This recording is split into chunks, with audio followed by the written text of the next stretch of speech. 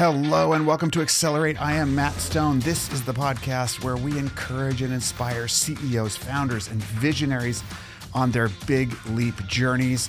We talk about the stories and strategies that will help you accelerate toward your big leap destination with purpose, humility, an open mind, commitment to growth, and recognition that the way we get there is at least as important as where we end up. And I'm so delighted that you've tuned in today. And it's Tuesday, October the 11th. Thank you for tuning in. I'm so grateful that you're here as always. And I've been thinking about an experience I had yesterday with my coach. So I got onto a coaching call and, you know, we usually talk about what I'm grateful for.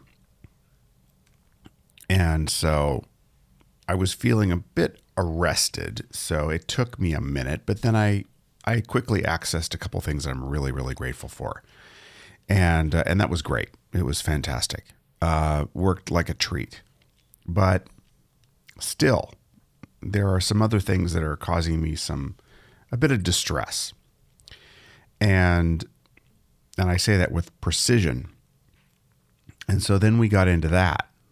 Basically, how are you feeling? And I had recently looked up the word despair because, about a month ago, I was actually in legitimate despair briefly. And I looked it up in the dictionary and I realized that the definition of despair is lack of hope, absence of hope. I thought, wow, that's really, really interesting. And I thought, well, do you lack hope? I thought, no. I have lots of reasons to be hopeful about a bunch of different things. So therefore, you're not in despair. So I had feelings that I equated with despair, but then I looked up the definition and I was like, well, that doesn't quite fit. Feeling really, really bad even doesn't mean you're actually in despair, because if you have hope, you're not in despair. So what is it? Well, you're feeling anxious, worried, fearful, distressed. I chose some new words. So when my coach asked me yesterday, I said, well, I can tell you almost scientifically that I'm not in despair. However, I'm feeling extreme distress about this, this, and this. And it was interesting because I kind of felt better. I mean, I wasn't falling apart. I'm not falling apart. I'm fine. But I could really identify it. Then I stumbled on an article at psyche.co. by Christian Waughg, W-A-U-G-H, professor of psychology at Wake Forest University in North Carolina, talking about affect labeling. The title of the article is "Asking One Simple Question Can Entirely Change How You Feel." And in this article, the professor talks about the research and findings and additional research that needs to be done on asking, how do you feel? Asking yourself, I suppose you could ask someone else, how do you feel? And they answer. And verbally talking through, I feel angry, I feel worried, I feel happy. Interestingly, what their research has found is that if you're not feeling good and you label the feeling, I'm angry, I'm distressed, you will feel better, generally speaking, if you can label that feeling.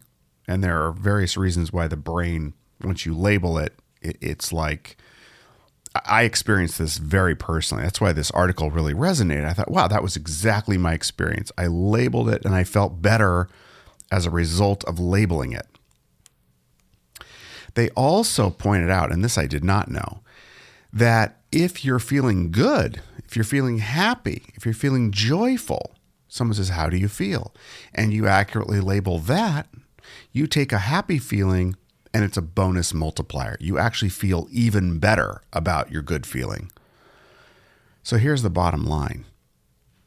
If you want to feel better, no matter whether you're feeling where you are on that spectrum of how happy you are, how joyful you are in a moment, you can always ask yourself the question, how do I feel?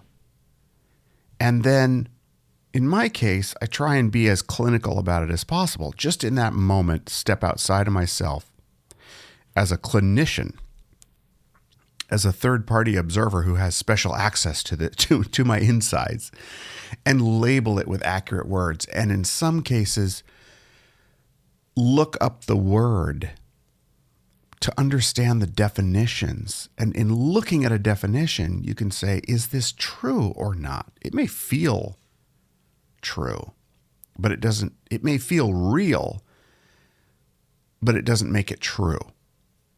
I can feel really in despair for a moment, a brief moment of absence of hope.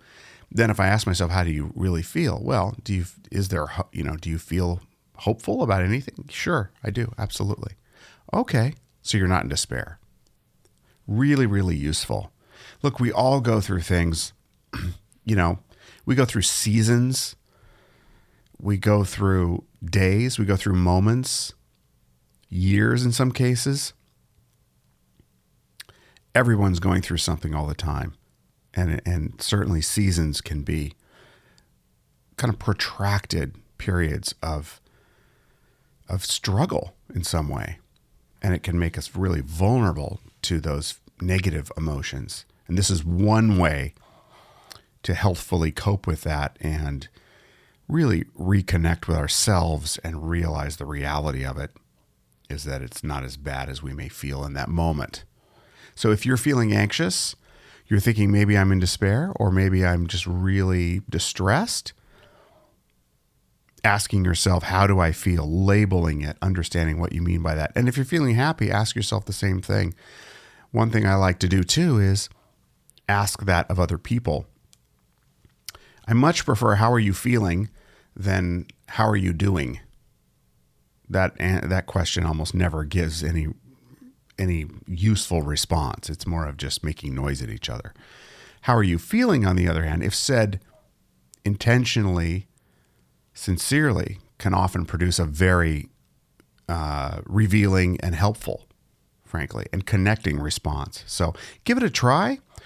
If you want to check out the article at psyche.co, I'll put a link to the article in the description of the podcast. And I hope this has been helpful to you on this hopefully beautiful Tuesday for you too, wherever you are. Please share the podcast with family, friends, and colleagues. Let them know that you care and you want to give them some valuable daily insights that they can tap into.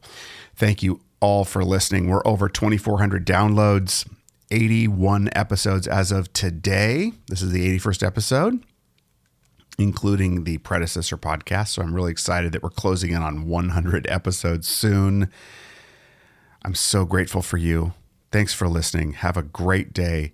Podcast is at mattstone.co. When you want to share it, share that. Twitter at mattstoneco, Instagram at mattstoneco. Have a great day. We'll catch you tomorrow. Bye-bye for now.